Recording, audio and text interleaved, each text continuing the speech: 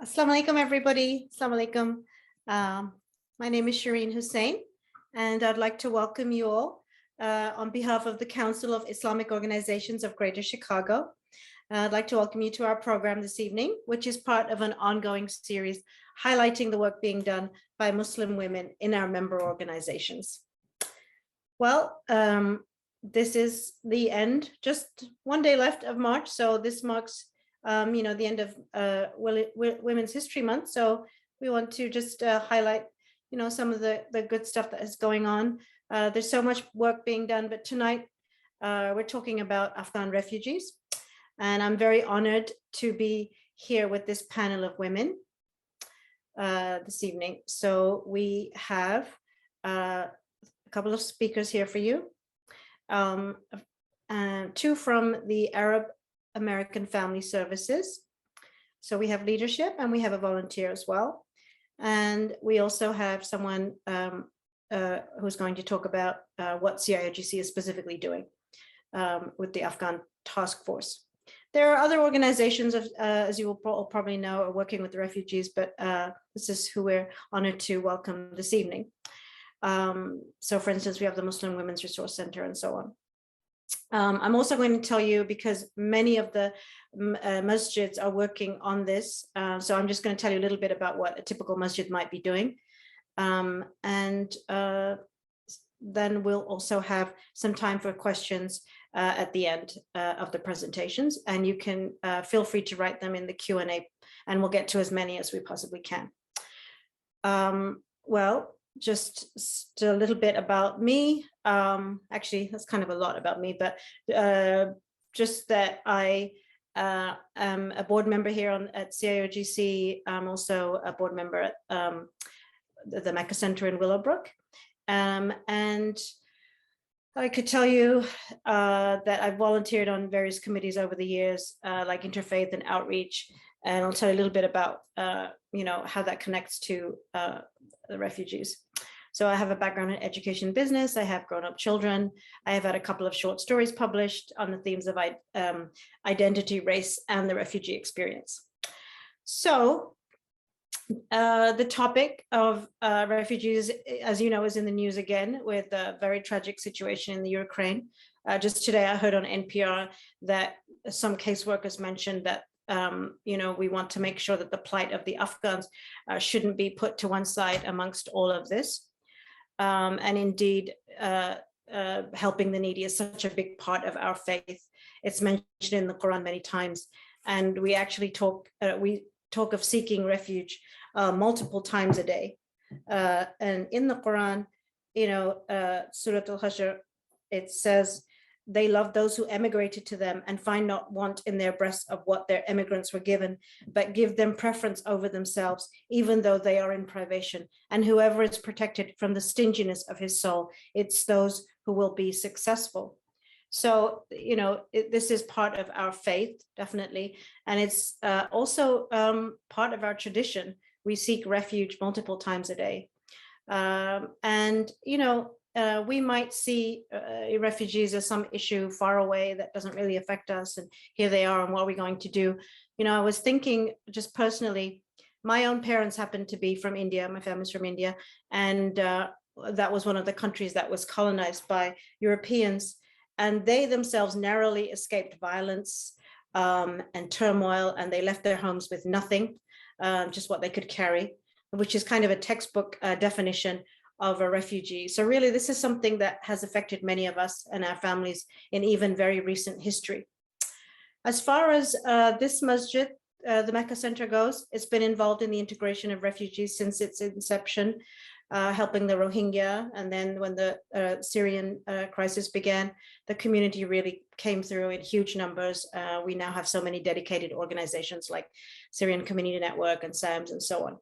So there's a lot of experience now that this community has had, unfortunately. But so since the Afghan refugees actually ended up here in this area in our neighborhood in Burridge, I would say that there's been clothing drives, monetary collections, and then groups like Unaccompanied Minors. They came through to attend the Friday prayers, and we've been able to host them here. And you might have seen there's an article in the Tribune.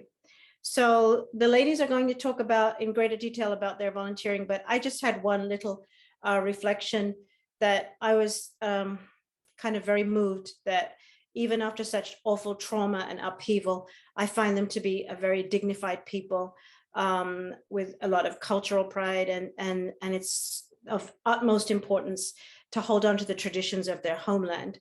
All these requests for prayer rugs and Qurans and tasbihs and a very specific type of modest cultural dress. I personally found that very poignant. And for me, it was humbling and inspiring to see people who've just lost everything, their homes, their jobs, their possessions. But these are, still huge priorities, just like any immigrants who come, who come over to the West. And, adhering to their faith above all was so important. Is really important. So it's really a lesson. I think God has given us so much. And I think that really, all in all, they teach us more than we teach them. That's my experience. At the Mecca Center, we are going to be hosting the families in Ramadan, and we have other youth activities planned as well. So moving forward here, there are other groups of Afghan refugees, and it's a lot to coordinate. So to make sure that, it's done in a systematic way, CIOGC has formed a task force as a kind of bridge between the needs of the families and the Muslim organizations and agencies who want to help.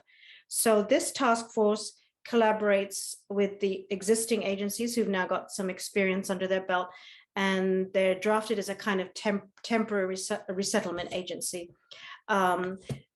To build a network of support within the community, because the government provides a 90-day support period. So, there's a lot needed after that ends. So to that end, I'm going to introduce Sister Ogay Karzai, who is heading the task force for CIOGC in servicing refugees.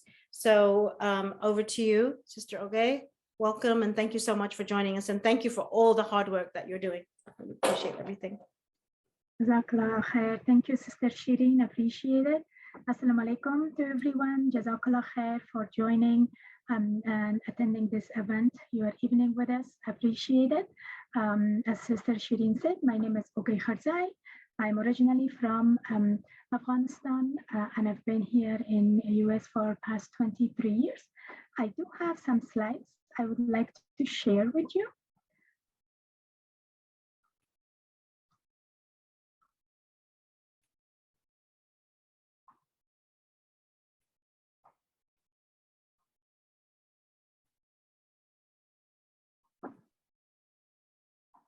Okay. I'm going to just provide a little bit background about CIOGC Afghan Refugee Task Force and what we've been doing from beginning. And also I'm going to talk a little bit about the need for the Afghan refugees and how can you support Afghan refugees, and also where we are at currently.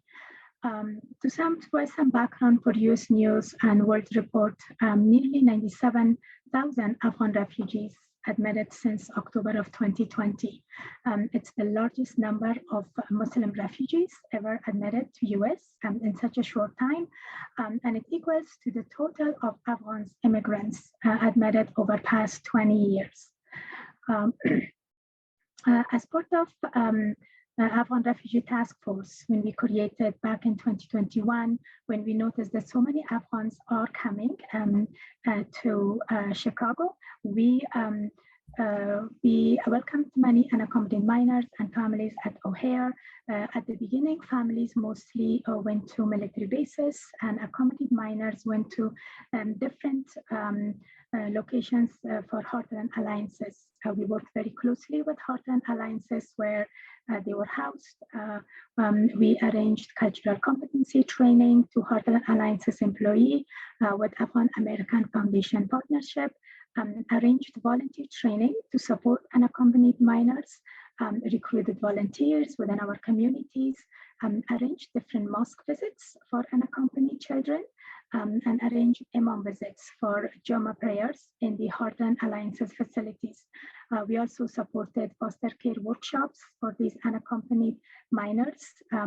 There were many different ages within the unaccompanied minors, and we brought the community, the different organizations we have within Chicagoland, to bring alignment and reduce the duplication and combine our efforts. We also brainstormed that what will be the need for these different refugees that are joining our communities. I know we don't have experience with resettlement agencies. We wanted to make sure we are ready for Afghan refugees to provide our support. There are different buckets actually, such as housing. Housing is the most important piece that we can support Afghan refugees. When they left Afghanistan, they came with nothing. They did not bring anything with them, nothing, no luggages, nothing from home, only pair of clothing that they came with. And also for the first 3 months, families were within military bases. And when they were released from military bases, they didn't have anything with them. There are some that they don't know English. Some of them they might, but they don't have any money or any household items. So housing, food security is very important. Also physical and mental health is very important because Afghans have gone through so much, even outside this late turmoil. Before that, many years of war, and also during this last turmoils, and they're moving to US, they had gone through so much. Advocacy is very important with whatever organization they are at. We wanted to make sure that we advocate for those Afghan refugees, especially for unaccompanied minors. Faith and social life, very important to be connected with different Islamic organizations, with different community within Chicagoland, to make sure they can get to those resources and connect with those families. Resettlement for unaccompanied minors. A family back home, this piece was very important for unaccompanied minors. They left their families behind, especially the ones who were teenage or a little bit older. They felt responsibility for those families they left behind. Majority of them were the breadwinners for the families, and they were supporting their families, and they were very worried about their families being back home. Immigration and visa status, and work, which is very important.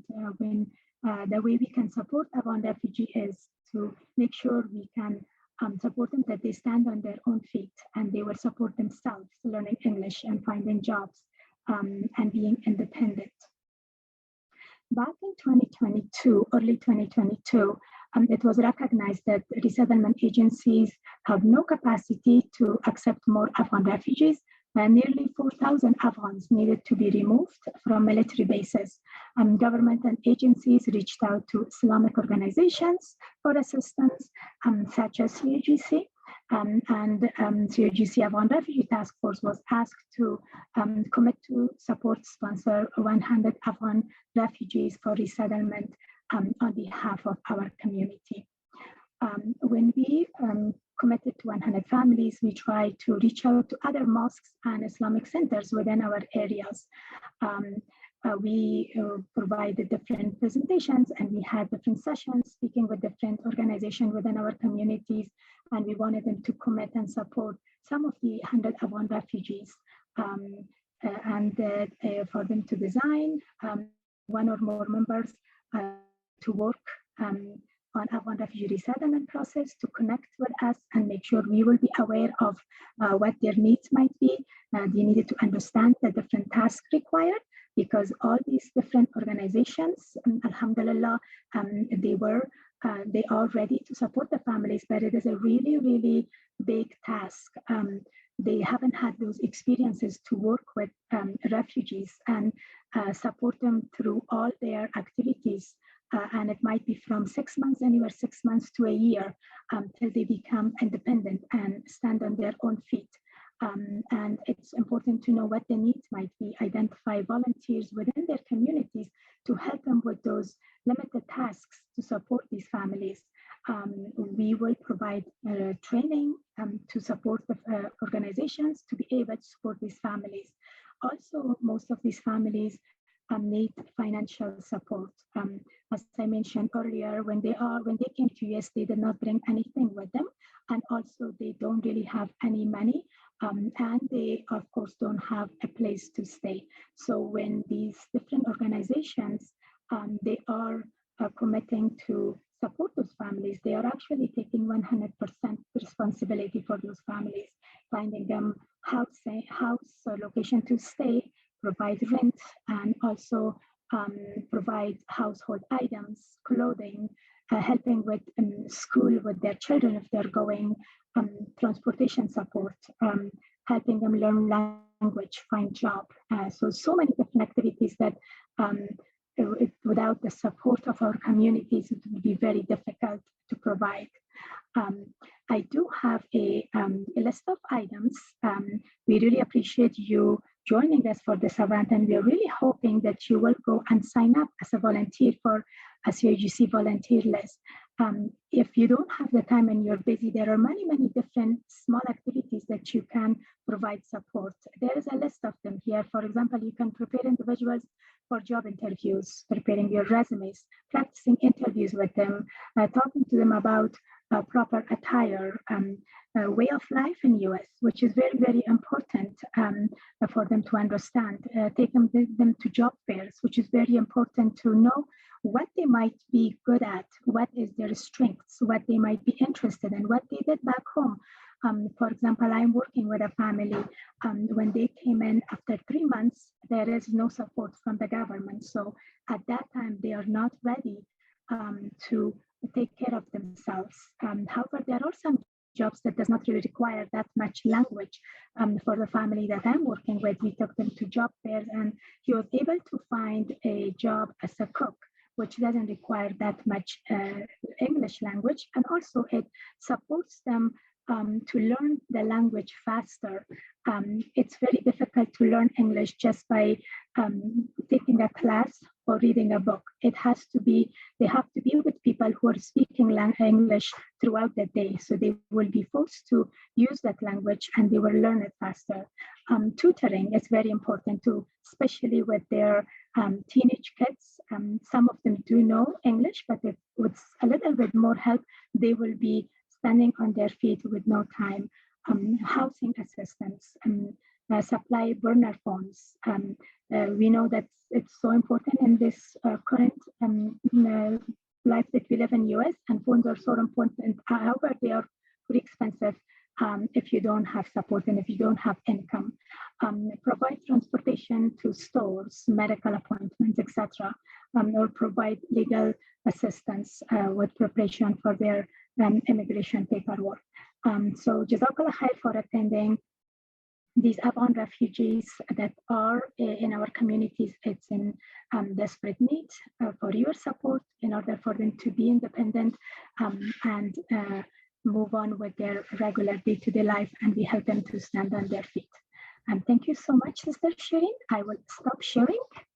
Go back to you. Thank you so much, Sister Oge. And just to say that, I mean, I don't know how you all find the time, mashallah. Sister Oge is also on the board at Islamic Foundation North, and also is involved with other, advocacy and mentorship activities, and has 3 kids too. So, really just inspired by all your hard work and that you're doing for the community. And we hope that, this will inspire others. So moving along, we have 2 people from the Arab American Family Services. Like I had said, I'm going to turn now to MAHEEN, who's one of those very passionate super volunteers who is going to tell us a little bit about, kind of boots on the ground, what you're doing. And maybe you could start with, how did you get involved with this? What inspired you? Just a quick thing about MAHEEN. She's also a teacher, taught at different Islamic schools, but she's spending her time very wisely as a mom at home right now, volunteering for AAFS. She also volunteers at the Mecca Center here. She and I are actually Quran buddies at the MQI, and she's going to tell us how you got into this this year, 2022. Assalamu alaikum, everybody. As SHEREEN mentioned, I'm a volunteer, so that's simply what I am. I realized I was in a season of my life where I was home with 4 little kids, and I wanted to give back, and I didn't know how. So I came across ITEDAL actually, and through her, I started volunteering and just, signing up for Eid drives where I would just buy clothes and she would tell me what sizes and everything. And that's how I started.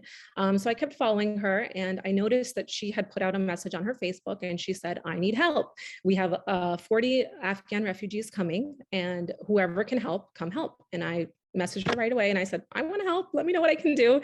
And honestly, there was no direction, or I didn't even know what I could offer. So I just literally, she said, just come, show up, let's just welcome them. So that was number one, is just, let's just welcome them with open arms. Once I showed up, she actually has a video on her Facebook, and me and my daughter, we watched that together. And in that video, you see all these people coming with huge smiles on their faces, but something was amiss. And my daughter's like, Mama, it's January, February, and they're wearing flip-flops, and she noticed that right away. And I hadn't even noticed. I was just like, wow, they're here, but they're smiling, and they came, and she's like, where are their bags? Where is their stuff? So, we travel often, me and my daughter, and we know that even when we travel, we have a suitcase. So that was the first thing she asked. And we noticed that, they have nothing, and they're not ready for the Chicago weather. They're not ready. They didn't have anything besides the clothes on their back. So that was the first thing that, my daughter is the one that made me realize, like, they're coming here and they're literally coming with whatever is on their back.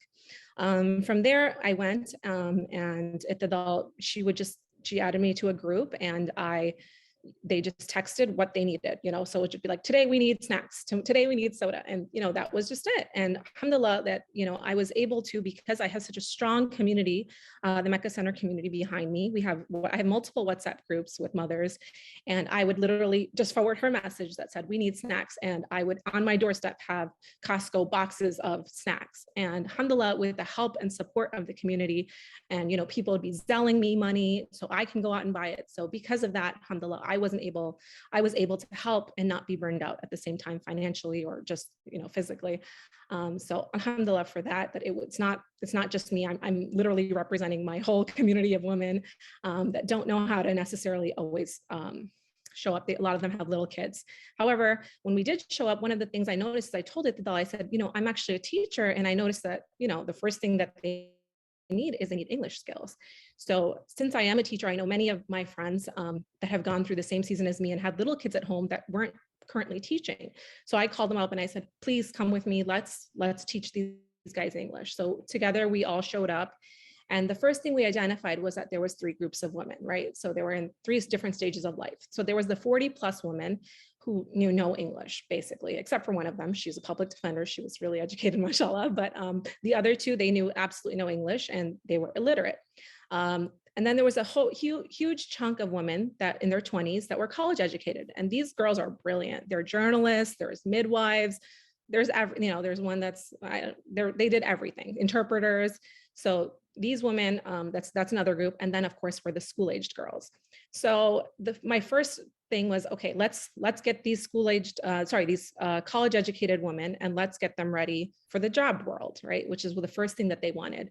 And so me and my friends, we divided them up into groups, and we decided to tackle it that way. And these women are so excited to be here. They want jobs, and they don't want to be, cashiers and stuff. They're like, no, I want a job at a desk. Like so alhamdulillah, like we were given that opportunity to, I sat with a couple of them. We did mock interviews and stuff like that.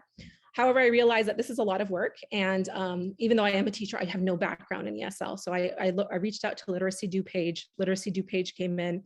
They also fell in love with these girls, and they saw how intelligent they were, and they bent their rules so they could come in person and also teach them English. So basically, as I've gotten to know them, I've seen that they're resilient women. Some of them have such interesting backgrounds. The older one, they were just telling me about their experiences with education and how some of them had gaps in education, and that didn't stop them. And then some of them, they told me that they ended up moving to Pakistan or across the border to get their education. So subhanAllah, it's been a very, very interesting journey, getting to know them. And we always need more volunteers. I'm constantly asking friends to come and help and volunteer in whatever way they can. And one of the reasons that I decided to volunteer actually is because we learn about the Sunnah of the Prophet ﷺ constantly, right? And we see how when the Muhajirin showed up to Medina, the Ansar were there, and they were ready with all of, they gave half of what they had to these people. And they were like, come and we will host you, whatever is mine is yours. And I hope in some capacity, that we can do the same. Maybe not half, but whatever we can, inshallah, whatever is in our capacity, we hope to live the Sunnah of the Prophet ﷺ and do the same. Sure. Thank you so much, Maheen. I think we can really feel your passion coming through. And I know that there's so many volunteers out there who are doing all of this kind of work. And we're gonna, maybe you can go into detail about, because you were saying that it doesn't have to be people. I think volunteering can be kind of like this overwhelming thing, but you were saying that it doesn't have to be a huge chunk of time. There's so many different ways that we can give. So I know somebody who is the Energizer Bunny, and I cannot keep up with her. Mashallah, Sister ITEDAL. I'm just so glad that we were able to capture you just for a bit. I was like, please, can you just give us 10 minutes? So I know that you're traveling and you have a conference, but I'm just going to. So Maheen is volunteering for this organization that ITEDAL is the executive director. She's a graduate of Jane Addams College of Social Work with her bachelor's and her master's in social work. And she's been doing this. She's kind of a little bit of a legend around these parts, I would say, mashallah. And so she handles all the programming and the management and admin functions. And right now, she is the liaison, and she is coordinating between the the government side of things and the Muslim the families, the Afghani families. So ITEDAL, are you able to join us? And absolutely. Good evening, everyone. And welcome, and I really appreciate it. And thank you for everything you're doing. Thank you, SHEREEN, for having me. Thank you to CIRGC for having me. I truly appreciate that. And well, I'm not shopping. We had a conference. You deserve it if you are. We were walking through Macy's, and I'm like, oh, they're gonna think I'm shopping, but I'm downtown honoring and empowered Arab American women. And there were many of them who are my colleagues and friends. And I just wanted to be there to honor them. So thank you for the opportunity to come and speak a little bit about Arab American Family Services. Like you said, Nariman and I established it in 2001. We put our own personal money, and we went from a 2-staff to staff of 50. We went after contracts with the state because we are paying taxes just like everyone else. And our community deserves to have the programs and services that everyone else has. So knowing that, and with our master's degree, both of us, Nariman and I both have master's degree, we said, we're gonna do this. We're gonna be there to support our community. We're gonna be there to tackle the contracts that they deserve.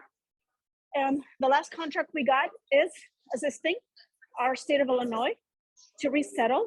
I know Maheen said 40, but they're actually 63. So we have 63 refugees that we resettled, and we're working with them.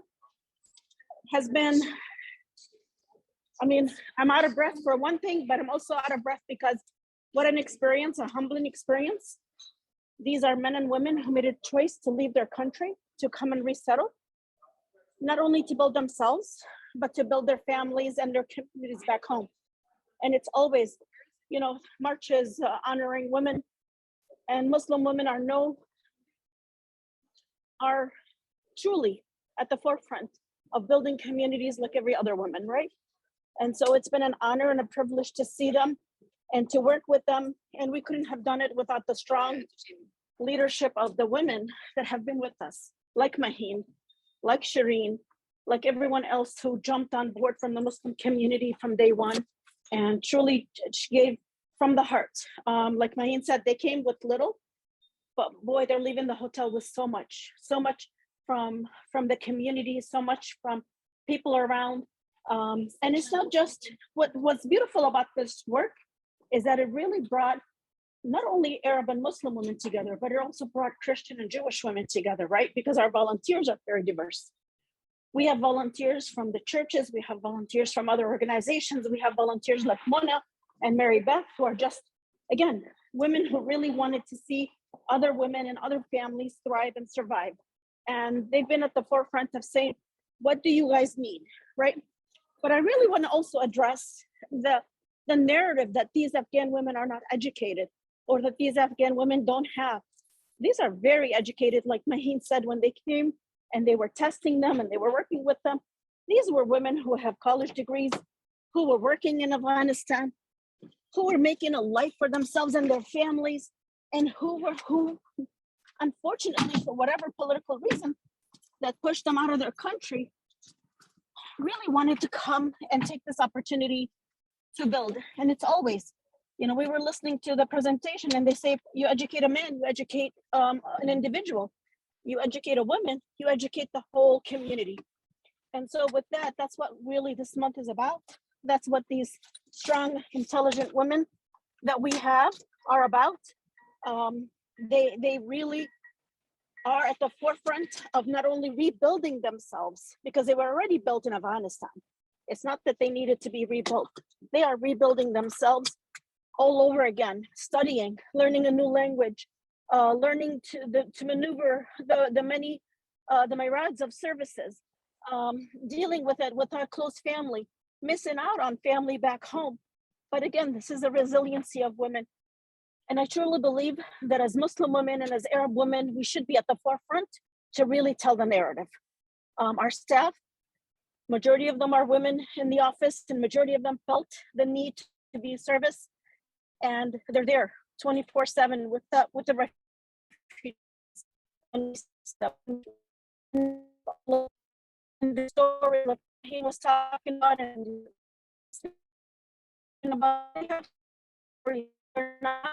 they're not just others that we are learning. They know things, they understand things, they're educated, they're empowered. And I hope that with all the volunteers and all the staff that we're working, we know that they educated us as much as we educated them. I'm right here because I can keep talking, and I want to give us some time for questions and answers if there's anything. But really, truly inspiration and a privilege to have seen the growth and to have seen that these families and these women are not only strong, resilient, but they're also extraordinary and continue to empower us just for the sheer of being pulled from their own homeland and being dropped practically in the middle of nowhere for them, and restarting their life and doing it with such dignity and such honor and such resiliency. Absolutely, ITEDAL. Thank you so much. I'm a little bit in awe of how good you are at multitasking right now. Like, mashallah, you're able to just like convey your mission and all the work that you're doing, and you're also walking around and putting on a seatbelt and stuff. So I don't know how much time you have, because I was thinking maybe we could address a couple of questions to you if you have to leave. Sure. You can stay. Okay. No, I'm here with you. I'm here with you. Great, yeah. Wonderful. Thank you so much. So, and Naaman is here with me, a captive audience too. We have to say hello to her as well. Oh, Naaman, yeah. Yeah, you know, she's here too. we call them the dynamic duo, actually. So happy to see you. Thank you so much for everything you're doing. I know Nariman is also, you know, working really hard on this too. Absolutely. So, well, very specifically, could you tell us about kind of like the scope of the services that the state is providing, and how long is this direct assistance available, really, you know, to get an idea? So absolutely, no, thank you. And Oge, I think that's the previous speaker before Maheen talked about it. She is correct. The regular resettlement agencies do usually get like up to 90 days of assistance for the refugees. Yeah. But because this is a state-sponsored a program, yeah, and the state made a decision because these are also the families and the individuals who really helped our soldiers back in Afghanistan, and they were there to support them. The state felt that there's a need to take on more from Illinois, because we didn't want to leave them, had to evacuate from the base by February 14th. And so what the state created this SAPA program, and truly it was supposed to be for 90 days assistance. But again, we went back to the state with advocacy and we said, 90 days, you barely know how to do anything. You barely know how to make a dent in a new world. Like I said, we plucked them from one country and placed them in another. And not that they're not educated, they're truly educated, but it's also going to be a loss to understand all of this in 3 months, right? And so we really pushed with the state, and also the state was also a great advocate. Kudos to Governor Pritzker for all that he's done, for the work that he's done. He met some of our refugees at the airport with us. So did Mayor Lightfoot. So we were truly impressed that they really meant that they were going to be there to support them. At this point, all of the refugees that came through the SAPA program came specifically there's about a 6-month extension of services for them, which is rental assistance. Okay. But they also immediately were able to receive a medical card. They were able to receive SNAP benefits. They were able to receive driver license. We're all going to be getting the DMV coming out to the hotel to take their pictures for their ID, because they need to get that for their housing, so that they can be able to put it on their application. So the state is working around the clock to meet the needs of the refugees. This is not typical of a resettlement program, and I think we are very special, and alhamdulillah that we received the assistance, and they received the assistance that they received. But I also want to caution us, this is not the typical resettlement program that typical refugees go through. So we really still need to give a shout out to the regular resettlement agencies of the amount of work that they have to do, and the need, as always said, the need for volunteers. So if you have time on your hand, if you're listening to this message, please not only volunteer with CIRGC and register your name, but we also need to support all the resettlement agencies that have been doing a phenomenal job for the past 40 years, resettling different refugees from throughout the world. This program is special. It was intended to be for what the state of Illinois picked up, and we're very happy with the services. Currently, they're housed at our refugees are housed at the Burridge Hotel in Hampton Inn, and so we're there. But we've actually gotten almost 22, if not close to, maybe by this Friday, close to 30 into permanent housing. So we're also working with landlords who are friendly. So if you do own apartments out there, and the message you're listening to this, please do help us with renting for refugees. Landlords are typically very hesitant, and we know there's a scarcity in apartments, but we truly need to be able to make sure that our refugees are resettled, and then not just resettled, but meaning they need to be put in permanent housing. Sure. And we've been working with various volunteers and various donors who have been generous in not only donating clothing, but again, these are refugees who are starting from scratch, not even a spoon in their home, not even a fork in their home. So all of that assistance is truly needed. And again, I would encourage everyone, please volunteer with CIRGC. And then CIRGC, what it does wonderfully is that it spreads its knowledge and its volunteers and its resources to its member organizations. And inshallah, they'll be able to give us the assistance. I know you guys have been wonderful. You shared your volunteer list with us who could assist us with Ramadan, right? So we still have volunteers, we still have refugees during Ramadan, and we wanted to give staff time to also eat with their families. Absolutely. But we need to be there, right? We needed to be there. And so CIGC, for those who have volunteered with CIGC, they're going to come and volunteer with us at the hotel to make sure that the refugees have their food and are fed like everyone else. So we truly appreciate that partnership together. Wonderful. And then just a couple of things. So I know that the Mecca Center again is planning, just because they are right next to us here in Willowbrook, Burridge, planning to do a whole bunch of activities, coordinate with you for youth during Ramadan, yes. And then a couple of iftars the prayers and so forth. Everyone, any questions, please do put them in the chat or the question area. There is one, if I missed any, please let me know, from Louise, saying, it's pronounced, I don't know, I'm sorry, I don't know how you pronounce the name, but Cainkr, so Cainkr maybe. Congratulations Louise on this. Cainkr. Hi, Louise. Yes. Okay, so yeah, she said, I think she knows you. Okay. Yes. Congratulations on this great work. Illinois is a state that invests in and builds capacity among immigrant organizations. I was part of the groundwork. Most other states don't do that, finding that in Milwaukee. True. So as ITEDAL is saying, we need to be grateful. It's great to see them finally, that women are the focus. Just wondering who's taking care of men. What about mental health matters? And is there support for that? That was actually another question about, I was going to ask about like kind of the emotional side of things. Absolutely. Yeah.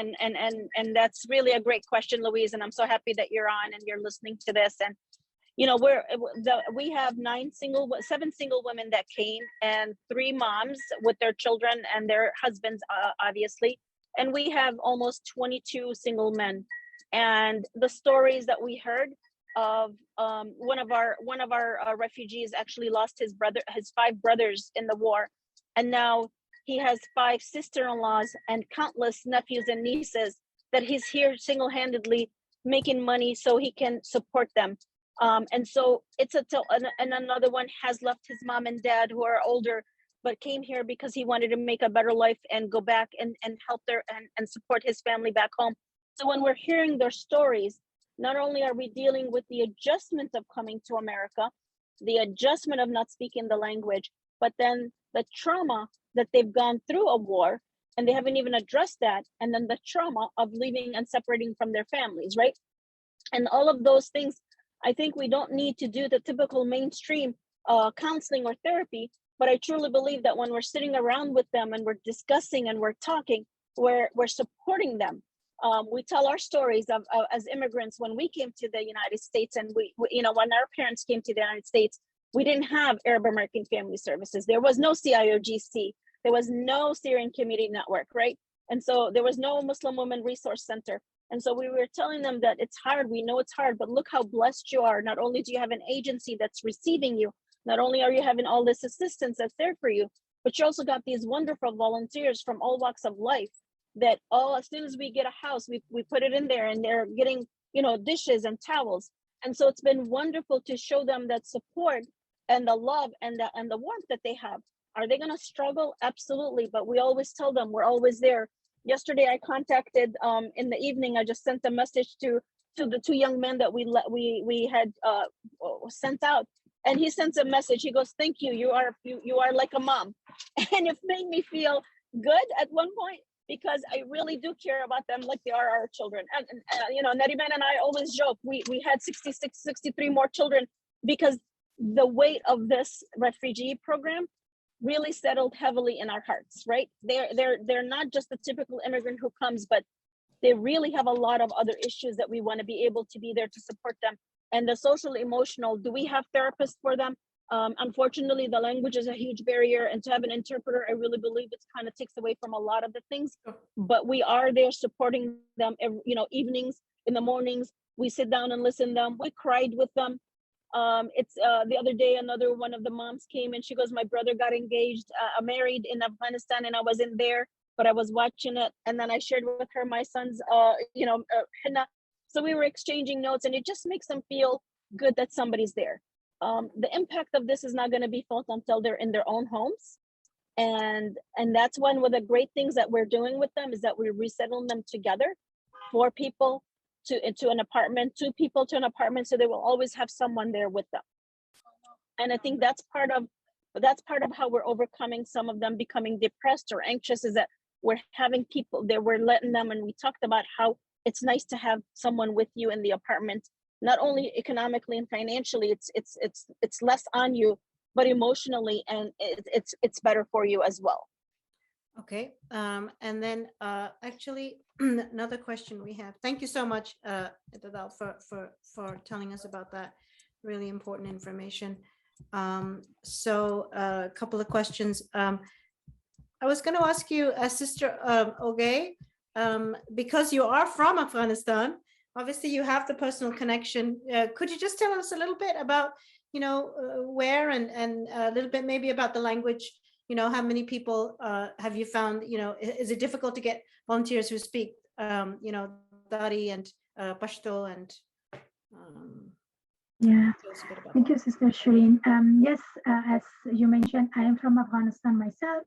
I've been in US for past 23 years. I'm Pashtun, so I do know Pashto, and also I know Farsi. It is a little bit difficult to find volunteers who are speaking Pashto and Farsi.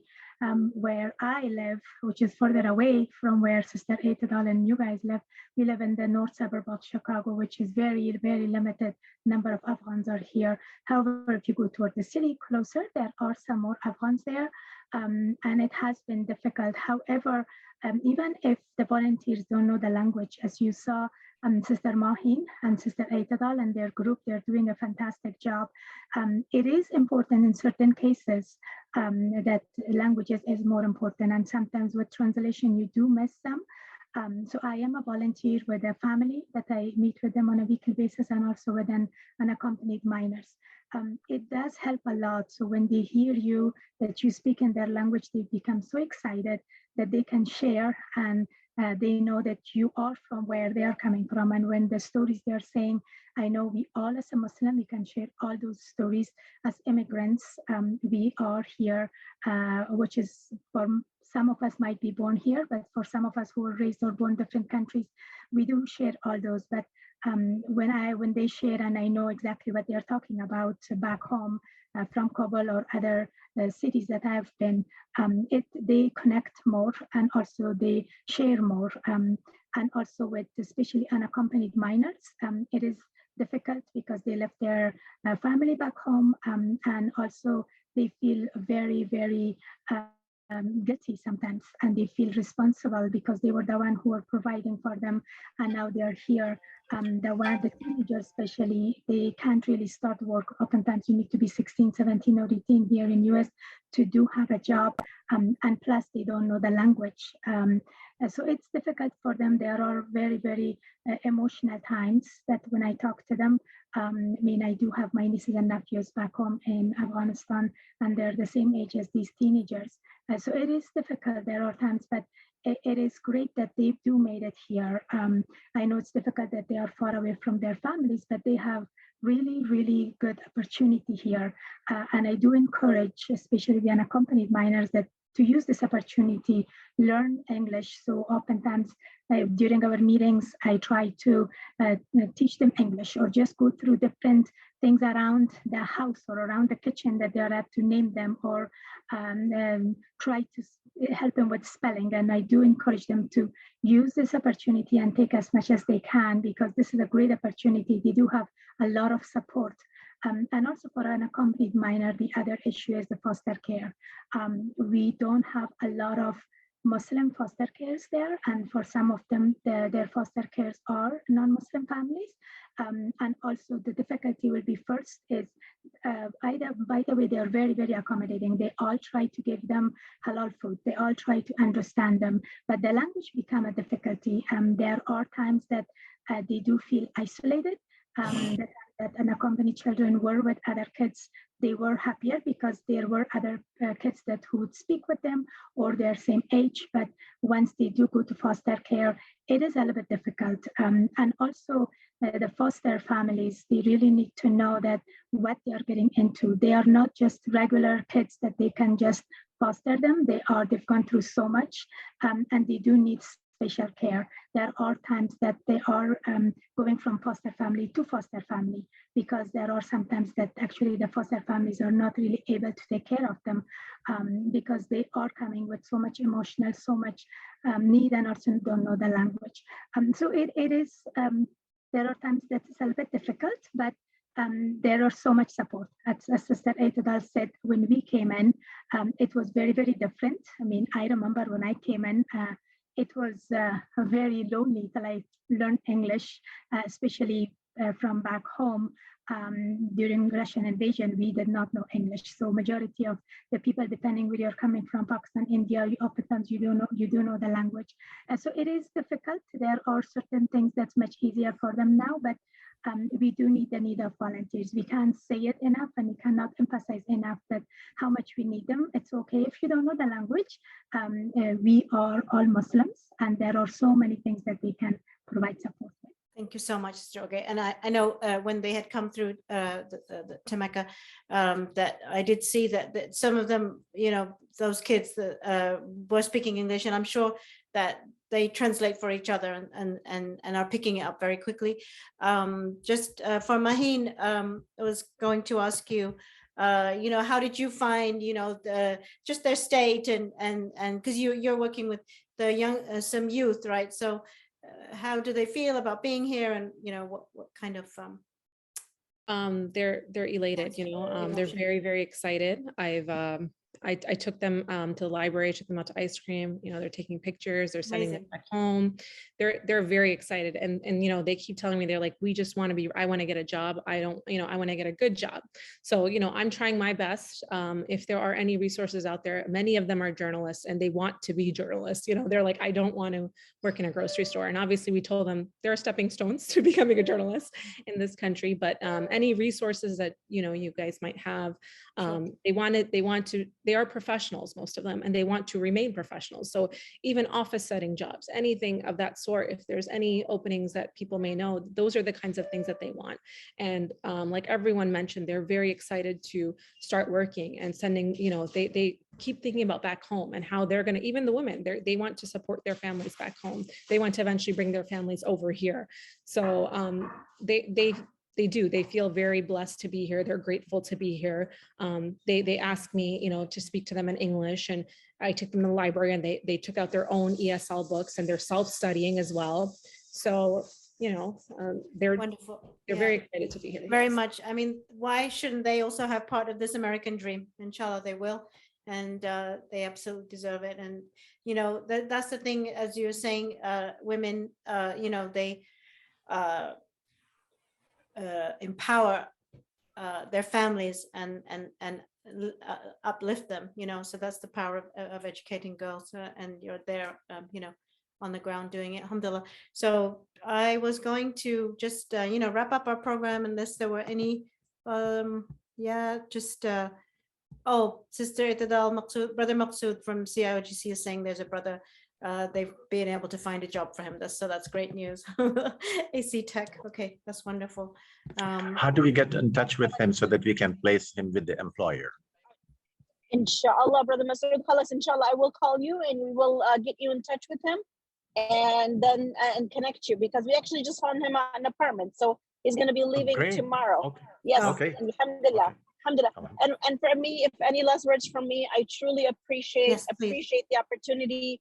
But more than anything, MAHEEN, Mona, Mary Beth, Sally, Mahdu, all of these volunteers that, you know, came and rallied around us, we would not have been able to work with the refugees and to really give them, they're the ones who would take them out, as MAHEEN said, for ice cream. They would be bringing the ice cream in for everybody.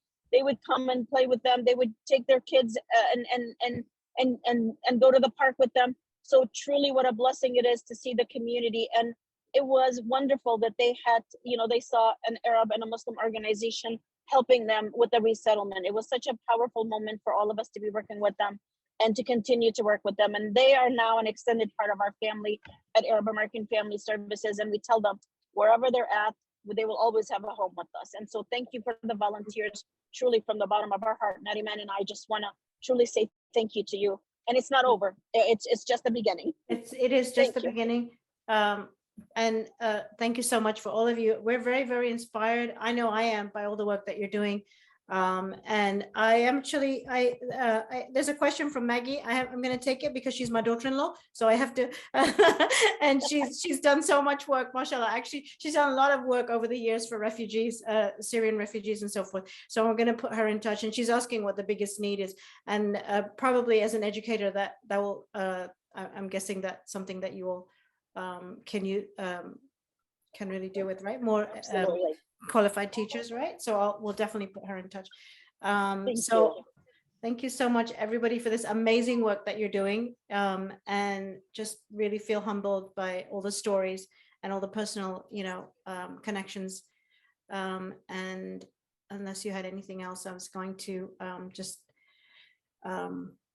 again, really appreciate all the work that you're doing, and on behalf of CIOGC, and say Assalamu alaikum and have a good evening, everybody.